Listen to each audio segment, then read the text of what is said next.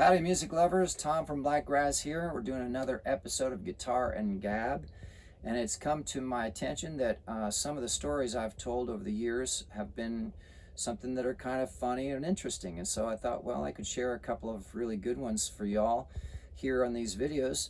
So I've been at this for a while, and I've spent a lot of time doing covers. I actually was in a show band for a while that was a house band for the Caesar Pocono Resorts when they were owned by Caesars. I also spent a lot of time playing in New York City and up and down the East Coast, and then I actually got some time playing on the West Coast. I've done some pretty amazing things. I used to call CBGB's in Greenwich Village, New York City, my second home.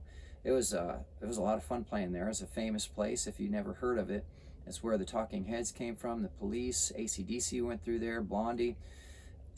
Everybody, just every band you could think of. In fact, there was a story from Laura, who used to book us there, that Duff from Guns N' Roses used to get so drunk there that she'd have to kick him out because he would refuse to leave. So that's an old story, but they're not around anymore. So that's kind of a cool story that I used to enjoy playing there. It was always fun. There was one Saturday night we played there, and it was my dear friend JP Capiello, and it was Sean McGeehan on drums, and we did a show there one time, and we broke into one of my songs at the end of the show called Under and Away, and JP broke into this Native American chant, and these four Native American fellas stood up, and it was kind of freaky. It was like they were in a trance, because what he was singing was sacred to them.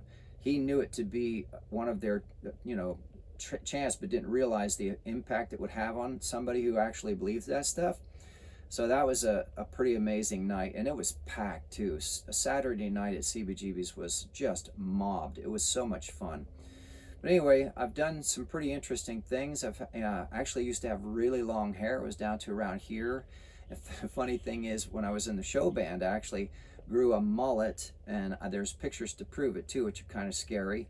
And it got really curly. My hair gets really curly too, really, when it gets long. But then I went out west and started trying to break into the area out there, and started playing with a lot of tribute bands and things like that. And that was a good experience because it taught me some new disciplines, but it wasn't really my favorite experience playing music. I think my favorite experience besides Blakgraz was playing with a band called Shoot the Moon out of Pennsylvania. That was a really fun, high energy band. We didn't always get along, so there was a lot of tension, but I think that tension actually was what kind of pushed the music to be so great. Sort of like the story of Fleetwood Mac, which is interesting. They got more famous the more that they started to fight with each other. Anyway, so some other cool things I've done. I actually was in a band with a solo artist that was signed to Sound Management out of San Jose, California, the same management company that actually handled Smash Mouth and Sugar Ray. And we got to do some really great shows with INXS and Simple Minds, and we did Creedence Clearwater Revisited.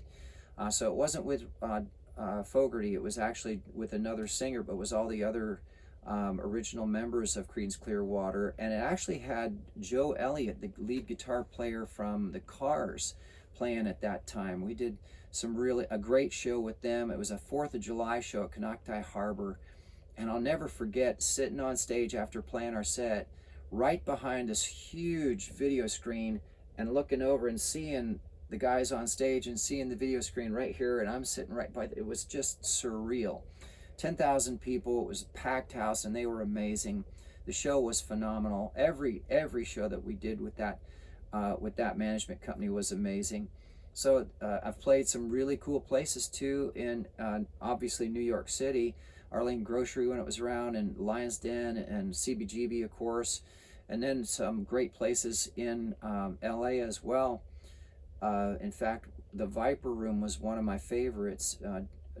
It just really was a cool vibe in this. It's real small, tiny place, but it was really cool. The Rainbow Room, or some other ones, just fun places. So many iconic places on the West Coast and in New York.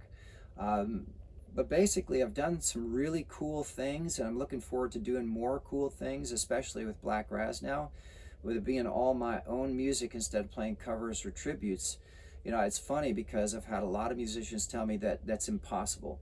You can't tour the country and play cover rooms and get paid playing all original material. Yet here I am doing it for over a year now. I'm playing 3 hours and sometimes 4+ hours. In fact, Saturday when I played at Bear Claw in Pennsylvania, in Reynoldsville, Pennsylvania, I went 4 hours and 15 minutes and didn't realize it because it was my third time there, and there was a whole crowd of people who had come back to see me play. So it was really great to see these old friends. It was funny, we all mentioned to each other too that it was kind of like, wow, it seems like you were just here, last week or a month ago, but it's been a year since I've seen these people. But I recognized all of them right away. It was beautiful. But I got so into what I was doing that I was 3 hours and 40 minutes in with no break. And my wife came up to me and she said, you were supposed to stop at 10 and it's 20 minutes of 11 now. And I was like, I thought I was going to 11. I thought it was 8 to 11. She's like, no, you started at 7. You've been going nonstop. So I was like, okay, well, I'll end soon. Well, I didn't end until 11:15. And even then I was pushing for another song, but we had to stop. So imagine, I'm getting feedback from crowds that is unbelievable. More abundance than I have ever guessed possible, especially with original material. I'm making more now than I've ever made in a cover band, even in my tribute band days. And that's just in pay. That doesn't even include what I'm getting in tips. Every show I keep breaking records on what I've been tipped by any one show. I've never seen this ever before in my life, and so I'm so grateful and thankful and appreciative to everybody who comes to the shows and keeps it rolling down the road. But the point was that I guess I just wanted to share, I've had these conversations with folks when they start to ask me, so where are you from and what have you done, and what's kind of your experience, what made you think about going on the road. So now you kind of have a little bit more background of some of the stuff that I've done, and that's just some of it. I've got some really funny stories from, it's a lot like living the movie Spinal Tap. If you've never seen Spinal Tap, go watch it. When I watched that with my wife, we both laughed and cried at the same time because there's so much of that movie that's actually true. When you're dealing with other musicians, it can be a challenge for a whole bunch of different reasons, but that's a different video. So I hope that kind of gives you a little bit of insight as to where Blakgraz kind of came from, or what I've done before, what made me think it would be even a good idea to buy a camper and go on the road and play original original songs in cover rooms and think that I could get away with it. So I hope that was entertaining, and if you haven't already, please make sure you subscribe to the channel or give a thumbs up. That really helps a lot.